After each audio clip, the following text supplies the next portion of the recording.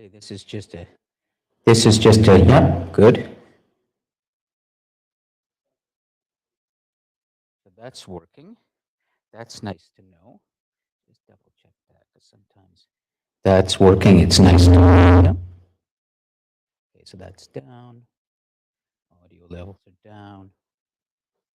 Uh, what about getting some audio on? Can we do that?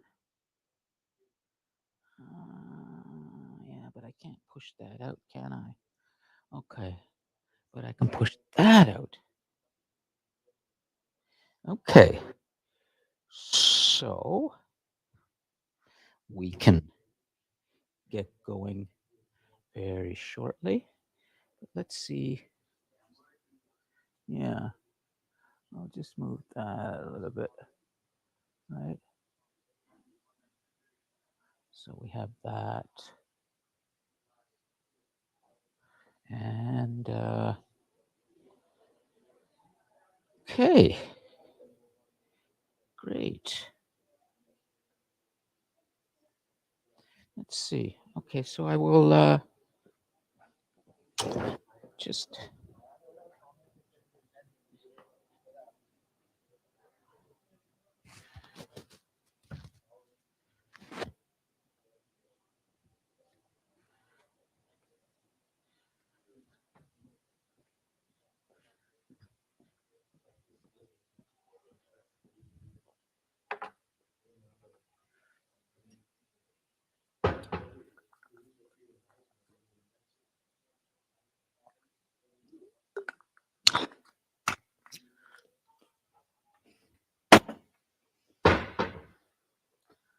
okay, so let's see what we have. How we're doing over in here. Okay. That's not a problem. Here we go. Great. Okay, actually, I should probably shut this just in case. Hi. Beverly, come on in. Yeah, I'm just gonna do a little lecture or a little class, but can you stay for that and then we'll talk after? Yeah, great. So just grab a seat. Yeah, grab a comfortable seat, and that's great. We're gonna start in about a minute. I think we're doing pretty well today in terms of timing and technology, and maybe we even have better tech going here than SpaceX does. Uh, uh, well, okay. So let's see what we're doing here. Okay, and take a microphone, Beverly, in case you want to speak. We have a couple there, so well, Marsha, you can have that, and Grace and Mabon. So we'll use these for the front row. You've got one, and then we can pass. How you doing, Seth? Good. Okay, so we're fine on YouTube right now. So I've been able to get things laid out now so that this video is more like a dashboard that I can look at and see everything happening instead of clicking around. So right now, of course, we are live streaming on YouTube, and that is the YouTube live stream in the lower left-hand corner, and that's about a 5 or 10 second delay. Then Toria is up there, and I don't see anyone joining online yet, but they may pop in, and I can leave the live chat open there.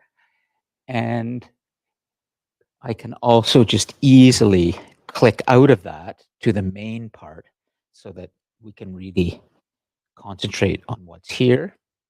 And then there's a video I want to show, a really important video that's going to help us in thinking about evolution. So just so I make sure nothing crashes, I'll just keep an eye on the YouTube live stream for now. But I think we're going to be okay, and I'll come out of this. All right. I think we can begin our final briefer class today, our 14th class, which is optional. So it's great to see a few students here who've come in person, And of course, there are students that may join online as usual. And then there's the recording as well. So, really, all I would like to do today is talk a little bit about evolution, this force in our story, this great force. And then we can also have a little discussion about that. And if you need to speak with me one on one afterwards about anything concerning your final assignment, which was due last night, your final reflection, which is due tonight, and we can talk about that or anything related to your final grade that will be coming next week. I have to turn around by next Tuesday, I think 145 final grades. So, but I've learned, teaching that I thought I was organized when I used to work as a journalist and television producer and director. But boy, being in a classroom and doing this has really forced me to be even more organized than ever. So I think that we'll be able to wrap things up in about 45 minutes, maybe even less. It just depends on how much time you'd like to talk as well about things. So, does anyone have any questions right now that they would like me to address before we talk about something that happened yesterday that is significant in terms of our evolution? And you're watching it looped silent on the video wall right now. And some of you may have already seen the news of this. In fact, I've been able to tee it up so that you can see right now that we are about a minute and 47 seconds away from the launch of the most powerful rocket ever designed by humans that was launched yesterday in Houston by SpaceX and Elon Musk. And so, as we begin to uh, explore today a little bit of this idea of where are we going on this planet after you've explored so much about where have we come from, I think it's fitting that what we have up there today is a bit of news from yesterday about going into space. Because you've seen the story now in a very introductory way of how did it happen that one particular species on this planet, of all the animals that have come and gone, some of whom are still here, but most of them we've killed off. And we're still doing that. That's why so many animals are endangered species now. That's what's been happening in human history. But how did it happen that just we became the ones who leave the planet? No other animal, nothing on this planet has ever reached the point where a living thing, us, was able to leave the planet. And, you know, let's see what happens for a moment as we watch this unfold on the video wall right now. And for those of you who are maybe online with us, and for those of you watching the recording later, you may want to kind of lean closer to the screen so you can see what's happening on the video wall here. I could actually make it full screen for you right now, but I kind of like the idea that you have to lean closer and look in your screen so you can see what's on the video wall. You're kind of like in the back row of the class, and you're or in your standing room at the Toronto Maple Leafs game last night, in which the Leafs kicked Tampa Bay's butt, which is amazing. And isn't Tampa Bay the Stanley Cup champ from last year? I think. What was it called? Oh, okay. Tampa Bay has won the cup, though. Yeah. So the Leafs. So here we go. We have a countdown happening right now. This happened yesterday in Houston, and many of you have probably seen this already, but some of you may not have.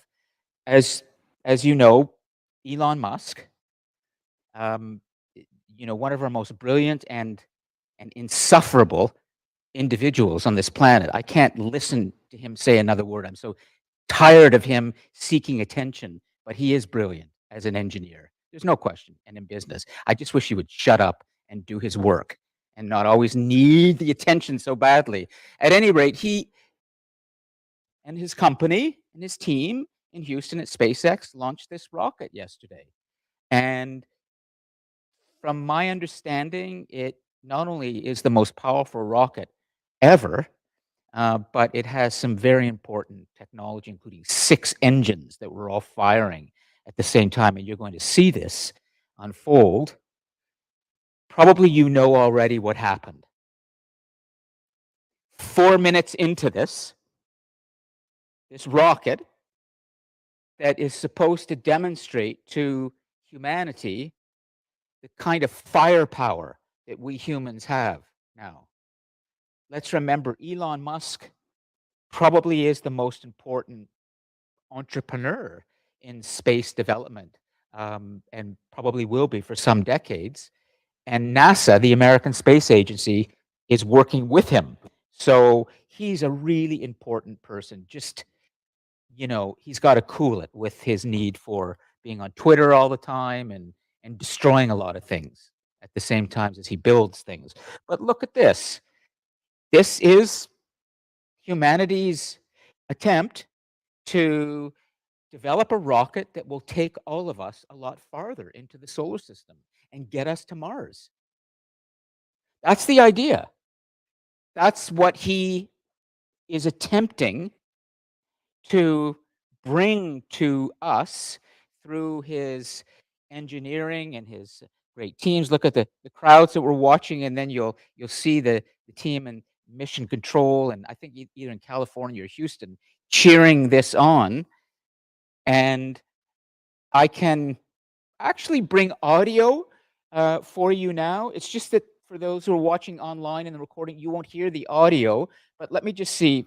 We can sort of narrate it for you. Let's see if this works. Here, hold on.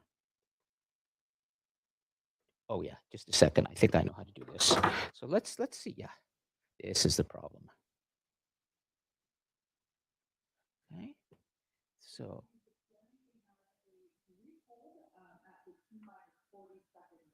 T minus 40 seconds.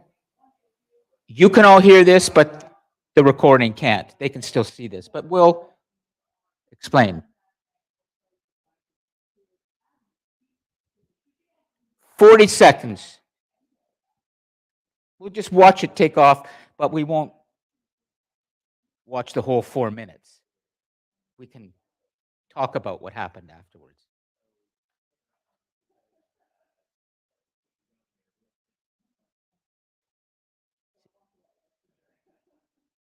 It's the loudest I can get it.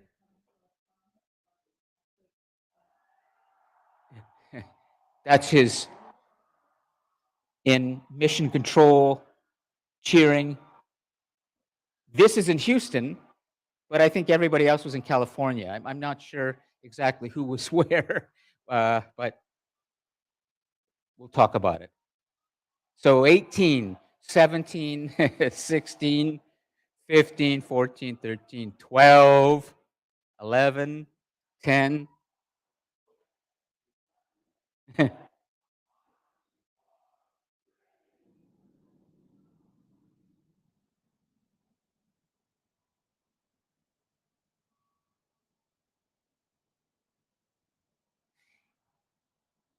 I've yet to do all of the research to figure out exactly what was happening there from an engineering perspective, but maybe some of you know a little bit more about the 6 engines. But take a look at the dashboard at the bottom. The speed is reaching, in a matter of seconds, 300 kilometers. We're going to be at 400 kilometers an hour there we are. We're at 400 kilometers an hour in 40 seconds.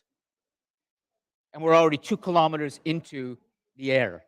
That's how powerful it is. Try to get your mind around that in 50 seconds, it's already 3 kilometers into the air. And it's moving at, well, you can see, right? You can see the numbers going? Okay, good.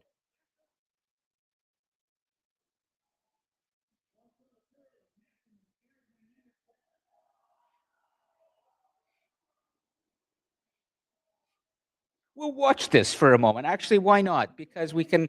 It's only last 4 minutes, and then we'll stop.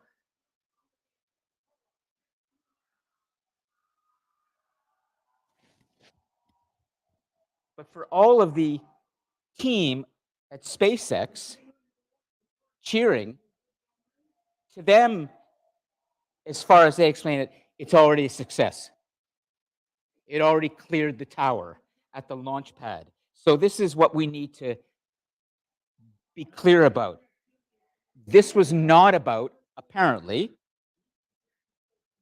it was not about getting into deep space yet. It was about getting this thing off the launch pad. At least that's what they say. I don't know if that's hype and propaganda, because there's some news today that I haven't been able to confirm that Elon Musk wants to issue criminal charges against whoever caused what's about to happen. But I don't know if that's true. We have to find out, okay? So there are the engines, or 3 of them.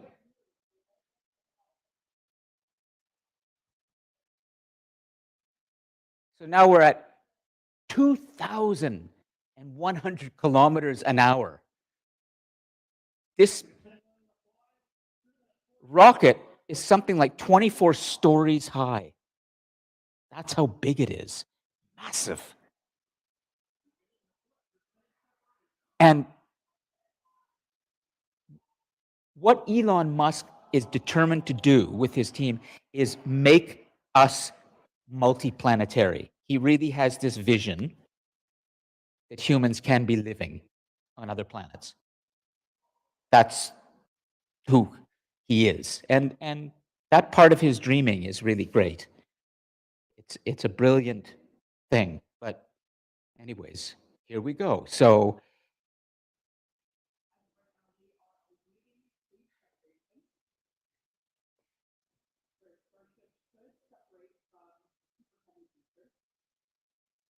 the separation that was taking place is something I don't have enough information on to be able to talk about it well. But something happened here in this separation, and Musk and his team are making it sound like everything's okay. But that's what they were expecting. But here we go. Here goes the explosion. Now you hear lots of clapping from everybody, because apparently, from their perspective, it went further than they thought it would. Just to get it off the launch pad and go past the launch tower at the launch pad just in Texas was a success. But I'm not sure if that really is true, and whether this is just, and I'll say this very respectfully, American hype. The propaganda of a very successful person who wants, there he is, okay? So he's sitting, he's looking around, this has just happened. I don't know if he's happy, if he's not, if he expected this to go further.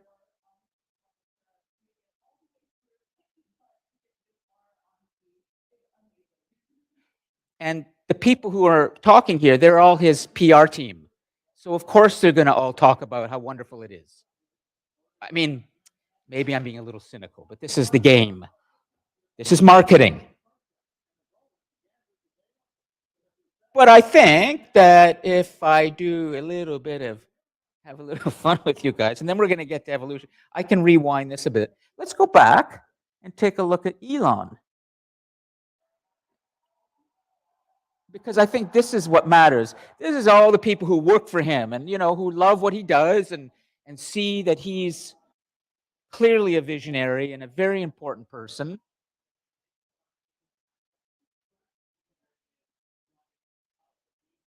But there he is. Let's stop that for a second. We're doing a little bit of, after the game replay. The coach with the team is looking at it. Does this look so happy here? I don't know. This is live. Where's the smile, Elon? Everybody's cheering and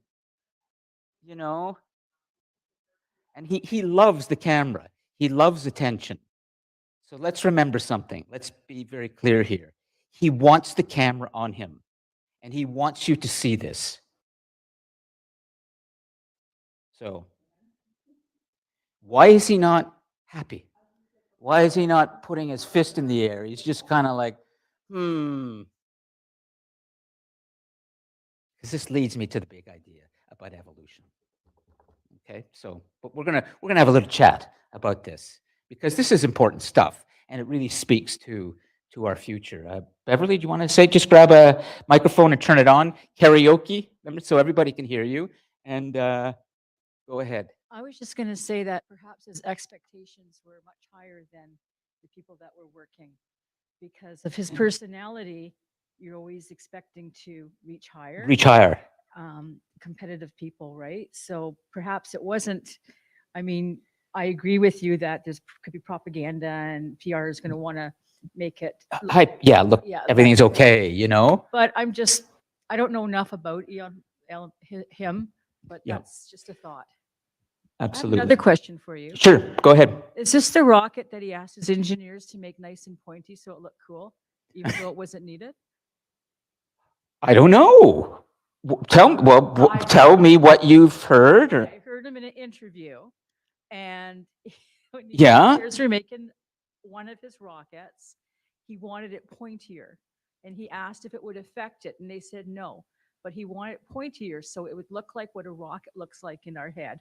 so it's not an aerodynamic thing that he was after, that maybe it would go, because it's possible from an aerodynamic perspective, the pointier part might make it faster or something like that. It didn't make a difference. Okay, well, he can do what he wants. He's the boss.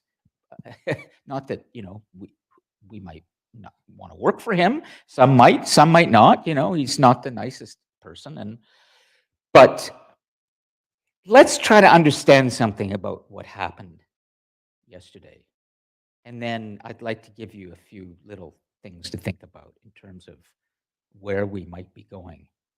Do you have any thoughts at all about what happened yesterday? Did you all see this? Or is this new to you? So you haven't seen it yet? You may not have had time.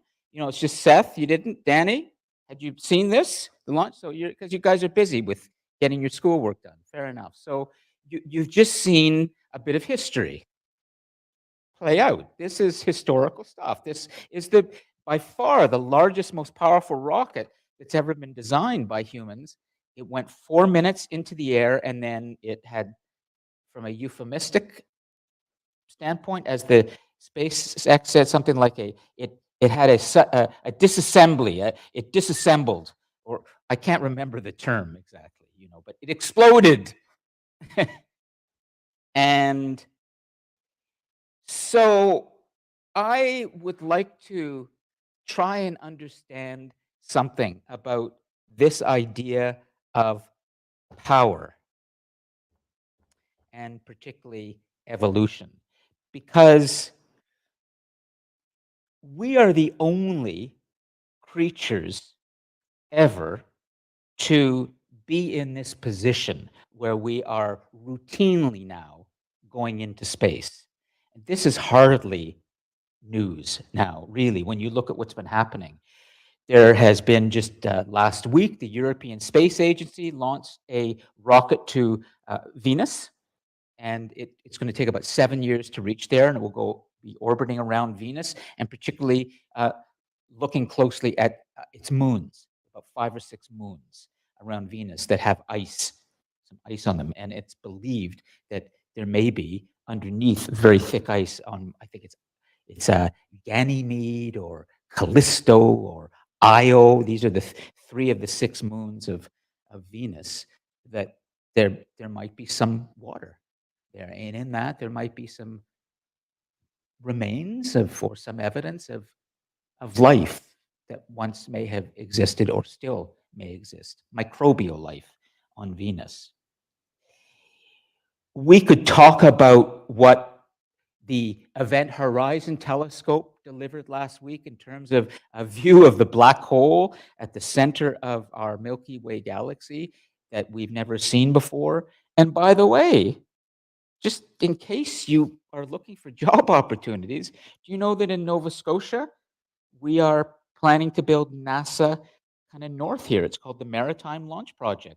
And there's a spaceport that's being built in Nova Scotia as we speak. Just go and Google the Maritime Launch Project and you'll see all about it. Over 70 countries have space programs now.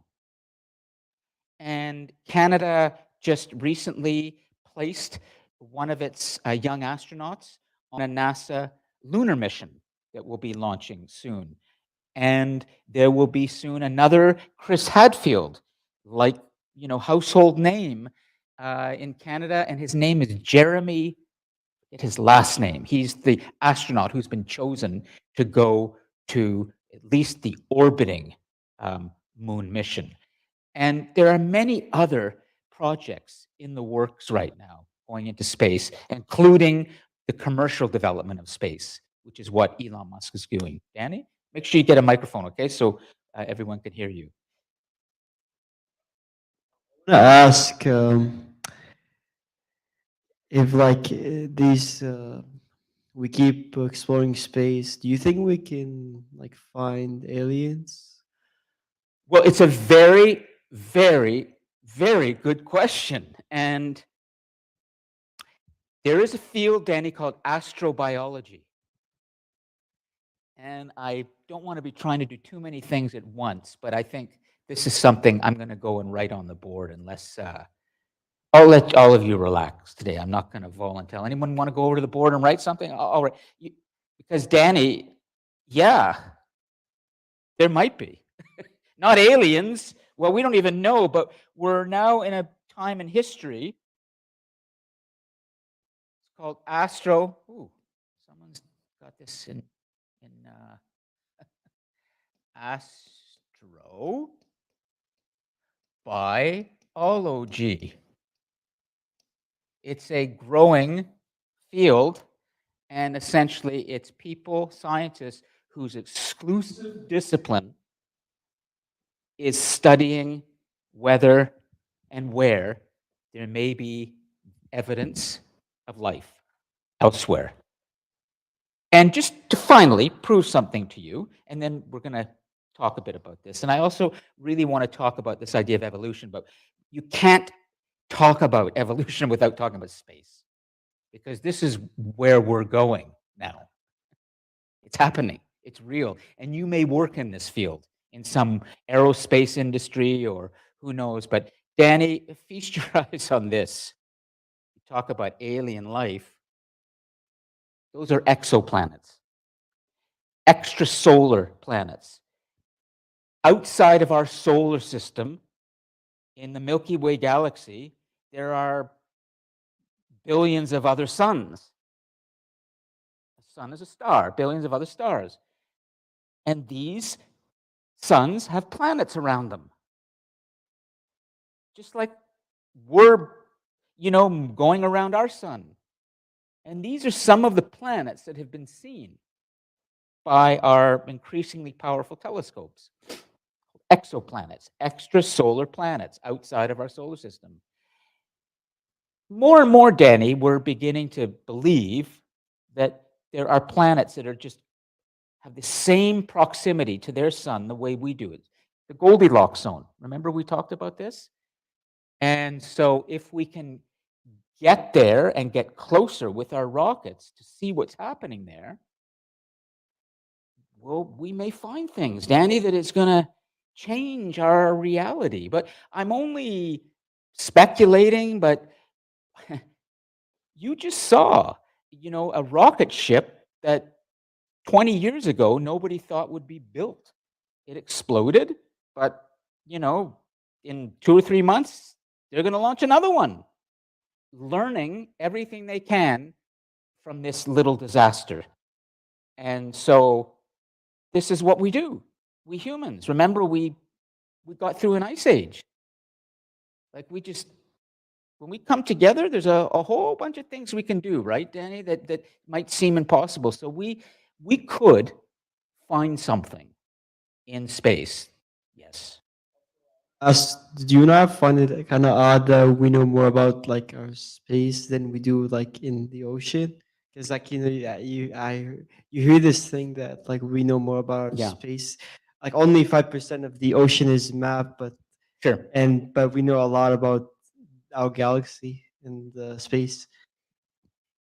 We can't stop the human imagination from wanting to know everything. And we can do both, but we can't stop the desire to use our technology to go further, go into space. It's an elevation of the human spirit. It's an inspiration to all of humanity in the way that the lunar missions of the 1960s, with the Apollo missions, even though they were driven by a Cold War between the Western world and the Soviet Union and its satellite countries, what has stayed with us through these decades after is the fact that we landed on the moon. We got pictures of the planet. And so we can do both, Danny, but we can't be avoiding all of the problems we have down on the planet, down here. But that's something I want to talk about in a moment.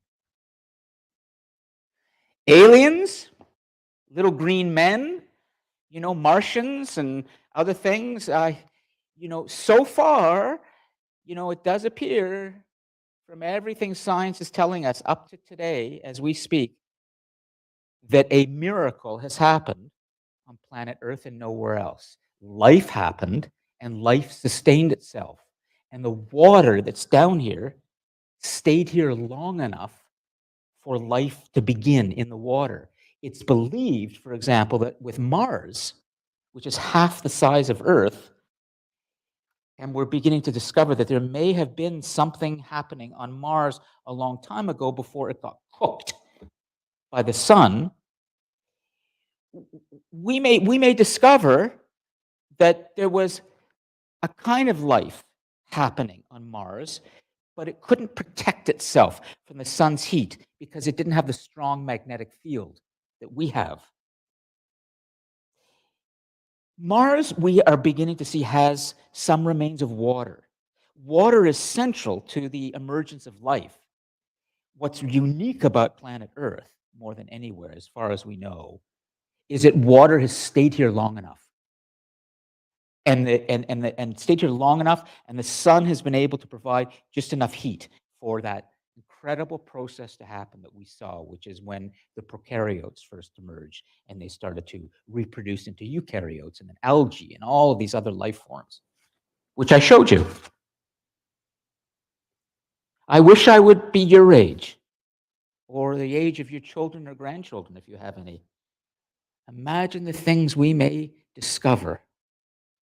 Are we ready for that knowledge? Or will we just go backwards? Will we retreat into our religions? Or will we continue to open ourselves up to science? Will we be able to deal with the discoveries that science makes? Or will we say, no, that's not what God wants us to do, so let's not go there? See, when we talk about evolution, we're talking about two huge forces in our story that were created by humans. And you saw this through the semester. There's the force of religion and there's the force of science. And those may be the two greatest evolutionary forces that are moving us forwards. Religion gives us meaning, but so does science. But religion doesn't uncover new information the way science does. So we have to really, and you have to think, in your own life, as you evolve, where do you think you're going to be heading in terms of your convictions? Will you remain open to new knowledge? Will you allow yourself to evolve to that new knowledge? Or will you kind of avoid that knowledge and seek security somewhere where things are safer? We're not living in a safe time right now. This is an unpredictable, volatile time in the story of humanity because we are in conflict on Earth. We're learning a lot about what's in the natural world, and there's a lot of unpredictability in your own life. You don't even know where you're going to be in 5 years. I'm not even sure you know where you're going to be tomorrow. But in a way, you can know if you are ready to adapt. So let's just stop for a second, okay? Because I really want to just remind you of what's important when we think about the future based on the story that we've explored so far. In the story that you've seen, and I've lectured about and we've talked about, who would you say in your mind are the most important humans that you've seen in this story? That you think really help us to understand something about our future? Think a bit about what we've covered so far and who might be a human in this story that really speaks to where we might be going.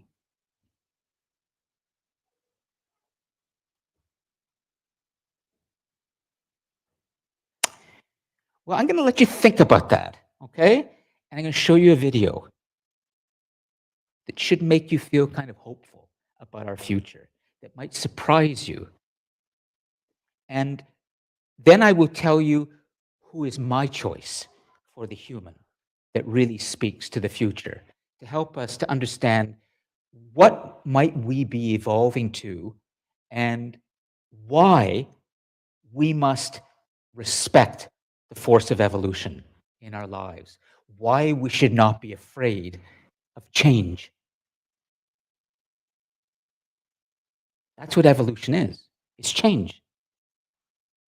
And that's what you've seen unfold on this planet. And this story that I showed you, the story of what's taken place with the rise of humanity, is down there on planet Earth, the third rock from the sun, that amazing, miraculous place where life began.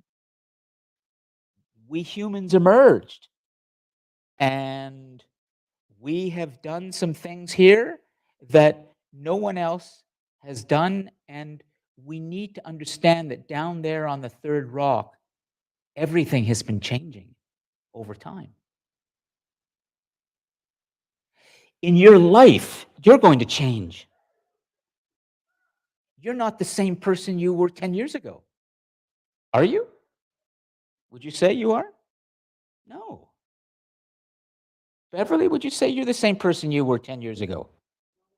Not at all. Okay. So we change. Are you ready to deal with that? Well, let me show you something that should give us some hope about a change that's been happening. A really big change that you may not have noticed. And I just want to tee this up properly. And for those who are watching the recording or online, I've been working on this. So, okay. So let me go get first the link, and then I'm going to set this up for you. I'm going to put it into here. Okay. Share video. Good. And then I'm just going to, before it starts, good.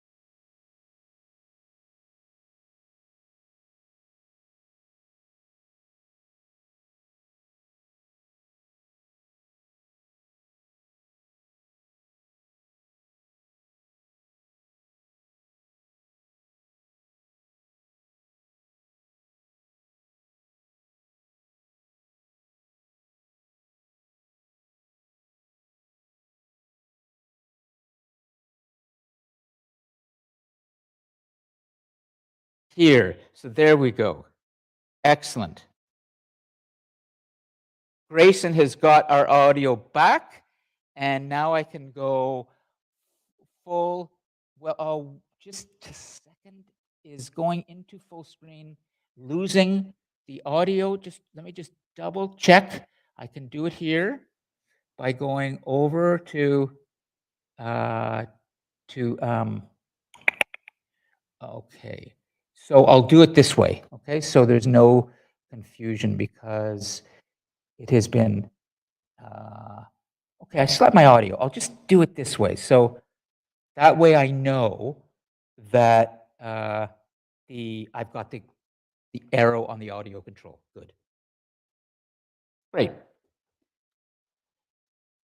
So Hans Rosling put together this wonderful series of presentations based on hundreds of thousands of numbers, statistics, in which he tried to understand what's been happening in human history, particularly over the last 200 years. Have we, humanity, since the Industrial Revolution began, and we really started to advance with our tools and technologies, as well as our pollution, but has there been progress, real progress for humanity? And if there has been, doesn't that say something about our future, that we can continue to progress? Well, let me show you what these numbers are and what he was able to present based on some very good research. Visualization is right at the heart of my own work too. I teach global health. And I know having the data is not enough. I have to show it in ways people both enjoy and understand. Now, I'm going to try something I've never done before. Animating the data in real space, with a bit of technical assistance from the crew. So, here we go. First, an axis for health, life expectancy, from 25 years to 75 years. And down here, an axis for wealth, income per person, $400,000, $4,000, and $40,000. So down here is poor and sick, and up here is rich and healthy. Now, I'm going to show you the world 200 years ago, in 1810. Here come all the countries. Europe brown, Asia red, Middle East green, Africa south of Sahara blue, and the Americas yellow. And the size of the country bubbles show the size of the population. And in 1810, it was pretty crowded down there, wasn't it? All countries were sick and poor. Life expectancy were below 40 in all countries. And only UK and the Netherlands were slightly better off, but not much. And now, why start the world? The Industrial Revolution makes countries in Europe and elsewhere move away from the rest. But the colonized countries in Asia and Africa, they are stuck down there. And eventually, the Western countries get healthier and healthier. And now we slow down to show the impact of the First World War and the Spanish flu epidemic. What a catastrophe! And now I speed up through the 1920s and the 1930s. And in spite of the Great Depression, Western countries forge on towards greater wealth and health. Japan and some others try to follow, but most countries stay down here. Now, after the tragedies of the Second World War, we stop a bit to look at the world in 1948. 1948 was a great year. The war was over, Sweden topped the medal table at the Winter Olympics, and I was born. But the differences between the countries of the world was wider than ever. United States was in the front, Japan was catching up. Brazil was way behind, Iran was getting a little richer from oil, but still had short lives. And the Asian giants, China, India, Pakistan, Bangladesh, and Indonesia, they were still poor and sick down here. But look what is about to happen. Here we go again.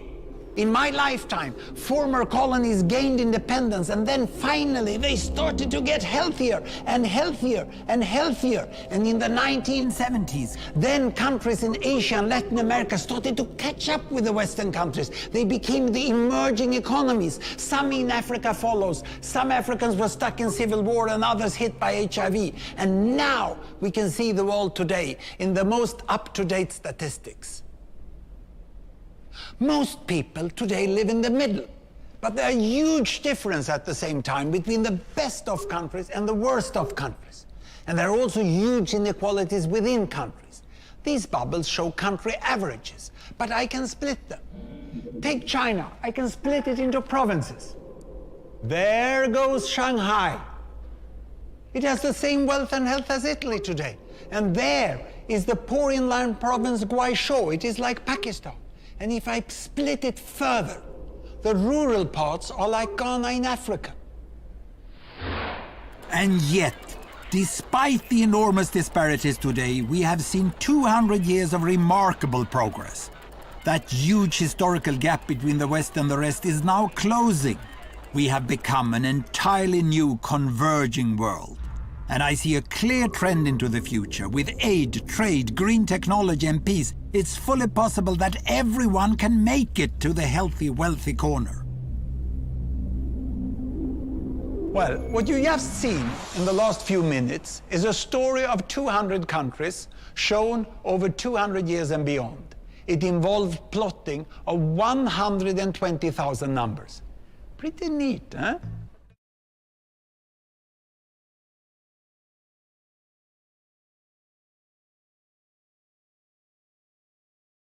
There we go. I'm going to turn the lights back on.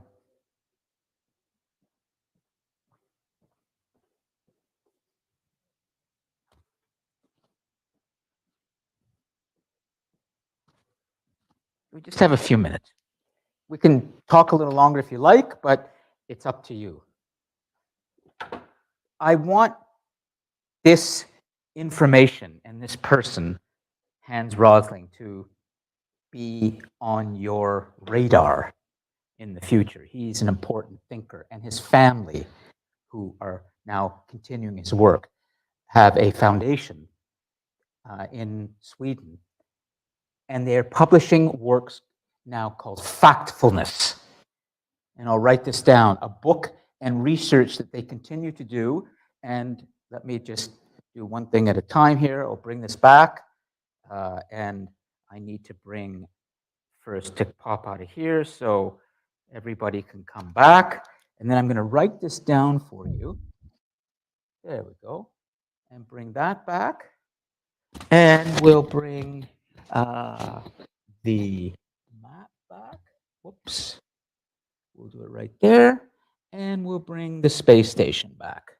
Or, well, Elon Musk. I'm going to write this for you on the board. Factfulness. It's a book and I think workshops. Factfulness. That the Rosling family, the Roslings, are continuing to do. And I think you're going to find that a useful source of information in the future. Good information. Not toxic information, information off the top of people's heads, but rigorous information that can help you to make good decisions and be better educated. I have a person or two in mind that I think can tell us a lot about our future. But I want to wait until maybe you tell me, and then we're going to conclude, unless you want to stay a little longer. Do any of you have any individuals in mind from the story so far that you think really speak to our future? What's that? Oh, hold on, just a second. Let me come back. Just hold your thought. Where Toria is, I've lost, I'll find it. Just please hold your thought. Oh, I am in Toria. Okay, there we are. You can't see it. And let me just, yeah. So there's, did you mention somebody? Who? Elon Musk. Very good answer, but I won't say that. I'm not going to choose, but that is a very clever answer and very observant. And yes, he's important. But before I tell you who I think is really important, let me just check in a little bit more. So Elon Musk is number one. No question, he will be important for our future. But really, in terms of uncovering new information, don't we need a mindset, a way of looking at the world more than a successful, wealthy person who is taking us to new places? Yes. But don't we need more than that to understand the future? And I mean understand what's there, understand where we may be going, understand how to become more educated so that we can make the future better, understand how humanity can thrive in the future, not just humankind, but the idea of humanity, compassion, brotherhood, sisterhood, the bond, being human. Remember, this has been a story of humanity, and humanity is not just about humankind, it's about that state of humanity. I might put to you, just to think about, that as brilliant as Elon Musk is, and as important as he will be, or people like him will be for our future, he really doesn't represent the force of humanity. He represents the force of power and wealth and attention-seeking and genius, technical genius. But I'm not sure he is in the same league as somebody else I'm thinking about here. Remember that video I showed you of Charles Darwin and Alfred Russel Wallace? Let's talk about our future for a second. Do you think Elon Musk and people like him are more important for the evolution of us on this planet than people like Charles Darwin and Alfred Russel Wallace? Maybe it's not an either-or question. Maybe we need both. But I'm going to put my flag, and I'm going to stand with Charles Darwin and Alfred Russel Wallace myself. Okay, that's just me. But just because I believe that they represent something so vital to the future of humanity doesn't mean that you will believe it. So you can have a different perspective. Just be prepared to defend it.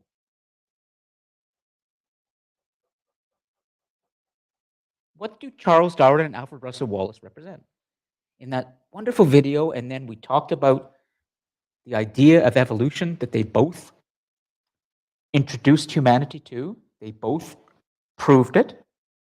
In fact, they couldn't prove everything, but they've been proven right again and again and again through the decades, through the sciences that have evolved. Genetic science, number one, for sure. What do they represent? Beverly?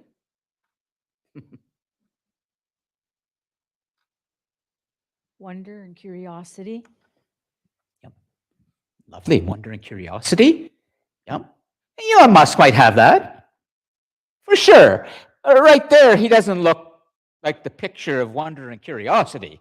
He looks like a, very, very wealthy billionaire who's a little concerned that his thing didn't go as well as he wanted, and he may not make the money that he would like. Why is money so important to Elon Musk? Does he put it all into his spacecraft, or does he put it somewhere else? Do Charles Darwin and Alfred Russel Wallace desire money? Did they desire fame? Maybe. But I don't think that he desired knowledge as much as they did. And it has been said by a great free thinker, Jacob Bronowski. I may have talked about him. The Ascent of Man, he presented to us in the 1960s and the 1970s, his series of books and television shows. And he said, knowledge is our destiny. Not power, not money. And I'd like you to think about that in your own life as you go forwards, wanting many, many, many things, because that's what humans do. We want. We're restless. We just keep going. Our imaginations are so rich and driving us, and then we have our courage, then we have our perseverance, and we will kill everything to get what we want. But deep, deep down, do you want to be that killer, or do you want to be that knowledge seeker? In your own life, how important will knowledge be more than power? How important will love be more than glory or fame or everybody talking about you and saying how amazing you are, hanging on your word? Where's the love?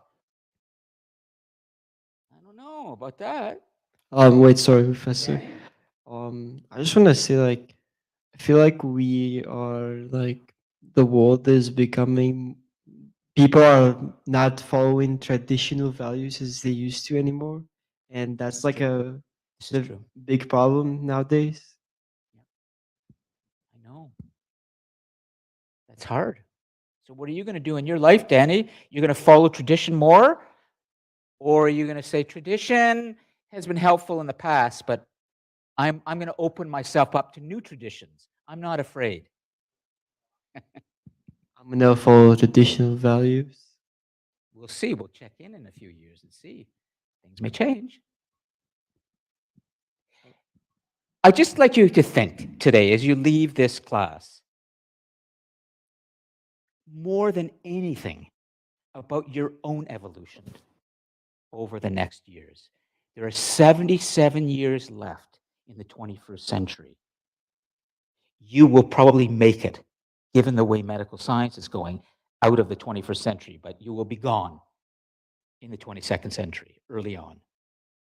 I probably will not make it to the 22nd century. I'm 60.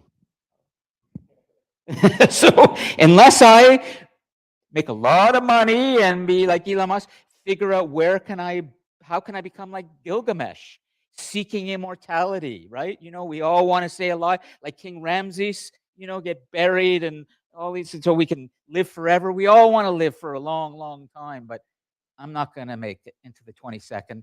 But you very likely will, the way medical science is going. But so, are you ready to evolve in your own life, or are you just gonna, not? I'm scared. Of course, Danny. It's a wonderful. Maybe we should just end the semester right there on those words, because that's powerful, Danny. Yeah, that's powerful stuff. What you just said. We're gonna let that. I'm scared.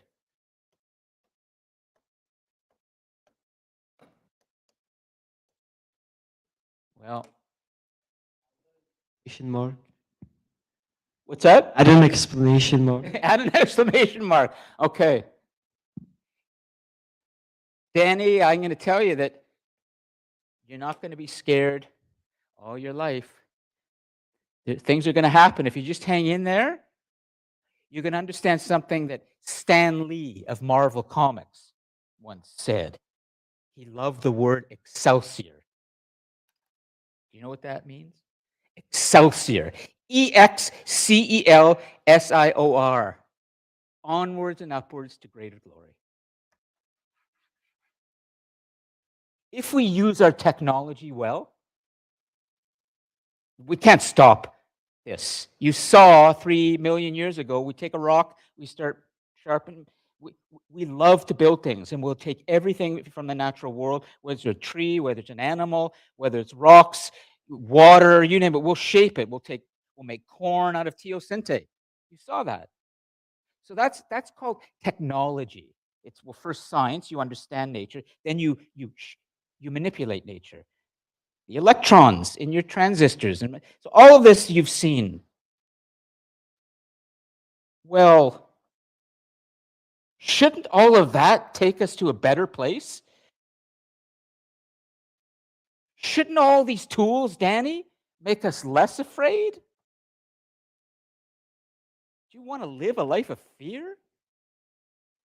I don't think so. Excelsior. We can thank Stan Lee.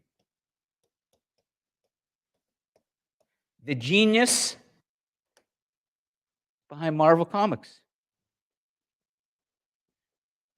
Not DC Comics, Marvel. But I won't get into a debate. I understand there's students here who have debates on Marvel, DC. I'm just talking about what he said. I'm not saying which is the better, who has the better characters, better stories. So I say evolution, Excelsior. Let's move on. Use our tools. More glory, more understanding, have a better life, less fear, more joy, more love. Let's go for it. Anyways, I don't want to hold you hostage for too long. Anything you'd like to say?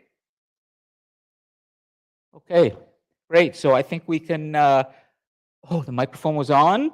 Good. So we're all set. I'm going to end this live stream, our little class on evolution, and I